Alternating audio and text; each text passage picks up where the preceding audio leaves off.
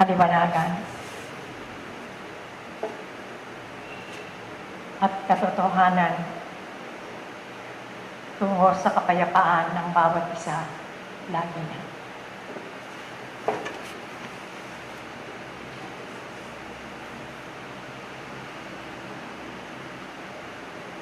Sa kabila ng maraming pagbabago,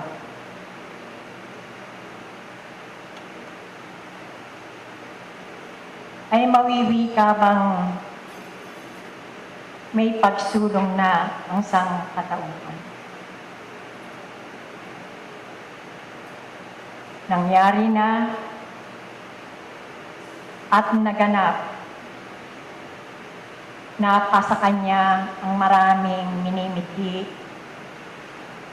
sa buhay laman. Ngunit, marami pa rin at kayo ay kabilang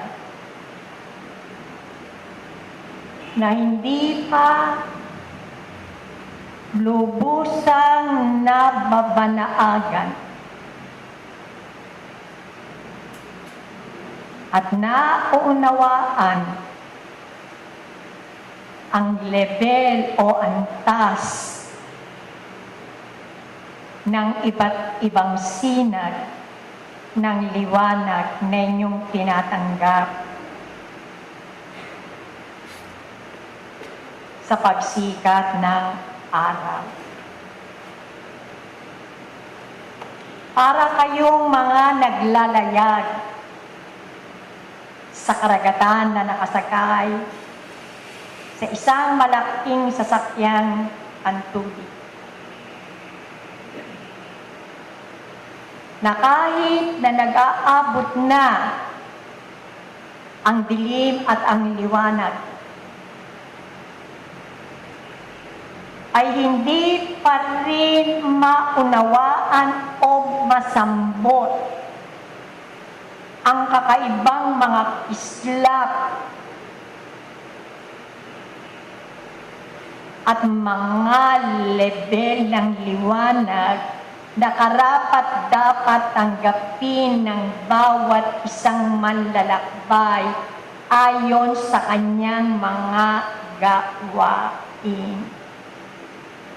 Kaya natatagpuan ang sarili na nangingipuspos, patuloy na dumadaing at humihingi ng tulong o ng awa. Ngunit ganyan ba ang isang natututo na at mayroon ng liwanag na hindi maihanay ang sarili sa maraming kahingian ng mga batas ng kalikasan? Patuloy pa rin kayong humihiling, umaamot ng habag, lalo na sa mga kirot na nararamdaman ng laman. Pero napakaliwanag at pinitigan ng diin na kayo rin ang may gawa na nagbubunga o ito ay tinatanggap ng laman dahil ang hindi masupil ang espiritu. Napatuloy pa rin ang kanyang pakikibaka sa mga tukso ng sanlibutan. Walang kasiyahan, kaya walang kapanatagan at walang kapayapaan. Kung sino man sa inyo ang mawiwikang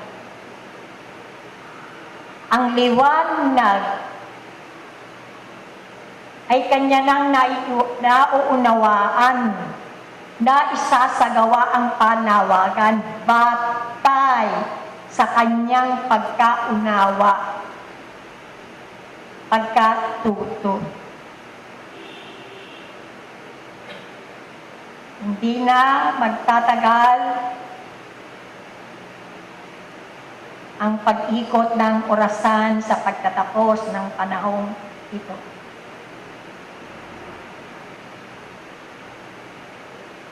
Na kung sa inyong pananahimik at pakikipag-ugnayan, lalo na ang mga kalaytayan, ay maulunigan ninyo sa inyong kapaligiran ang mga hinagpis ng marami ninyong mga kapatid na higit ang bilang na tumanggap ng ganting galaw sa panahong ito. Lalo pang naninimdim dahil sa mga karamyaan, mga palamuti na siyang kaugalian, kasiyahan na siyang binibigyan ng diin ng mga fanatismo mananampalataya. Ngunit ang nakakabanaag na ng liwanag na unti-unting naglalagos lalo na sa panahong ito ay nauunawaan. At hindi napapagabag sa anumang tukso ng mga iba't ibang liwanag at mga palamuti ng mga kasaganaan at lunang laman. Natuntun nyo na ang matuwid na landas. Tinatahak nyo ng unti-unti kung ganoon na nga ang inyong pagkaunawa. Wala nang pagkabagabag, kundi ang kasiyahan at unti-unti mo nang inihahalayhay sa iyong sarili sa gitna ng pag-iisa, ano na ang iyong na maihahandog sa iyong kapwa at sa iyong sarili. Na unti-unti nang nakakaganap ng mga panawagan ng pagkakawang gawa at ng kabutihan.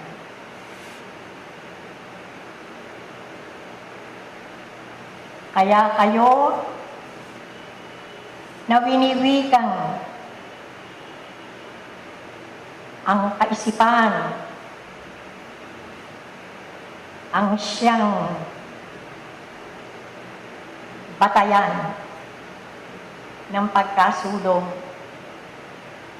upang mawala na ang piling ng kadiliman sa mga fanatismo ugaliin na niyakap ng inyong mga ninuno nang walang patumanggang pinayakap at itinanim sa kaugaliang napapaloob sa kultura sa aspeto ng pananampalataya. Na ang inyong mga pakpak lilipat ng malaya, sasalubungin at tatanggapin ang credo universal ng katotohanan ng kaliwanagan na ikaw ay isang tunay na mag-aaral ng dunduyang ito